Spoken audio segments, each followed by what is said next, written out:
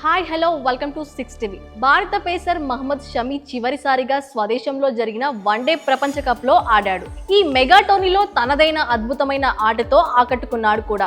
కేవలం 7 మ్యాచ్ల్లోనే 20కి పైగా వికెట్లు పడగొట్టాడు. ఇలా వన్డే వరల్డ్ కప్ లో షమి అద్భుతమైన ప్రదర్శనతో మెప్పించాడు.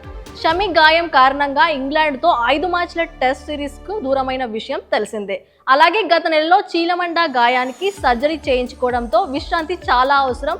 ఇక ఈ నేపథ్యంలోనే ఐపీఎల్కి కూడా దూరంగా ఉంటాడు.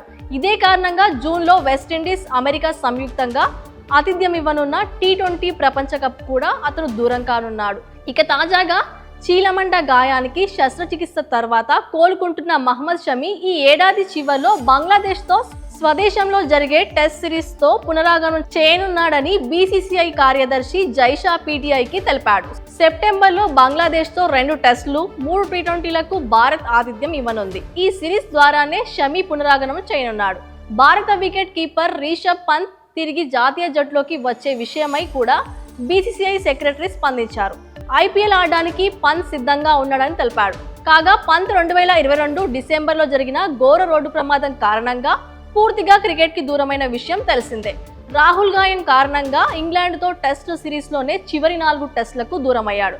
లండన్లో చికిత్స చేయించుకున్న అతను ఐపీఎల్లో లక్నో సూపర్ జెయింట్కు అందుబాటులో ఉంటాడని సమాచారం. ఇది ఇలా ఉంటే ఐపీఎల్లో విదేశీ పెట్టుబడుల విషయమై అడిగిన ప్రశ్నకు బీసీసీఐ ఒక సొసైటీ అని, ఒక కంపెనీని పరిగణలోకి తీసుకోవడం సాధ్యం కాదని జైషా అన్నాడు.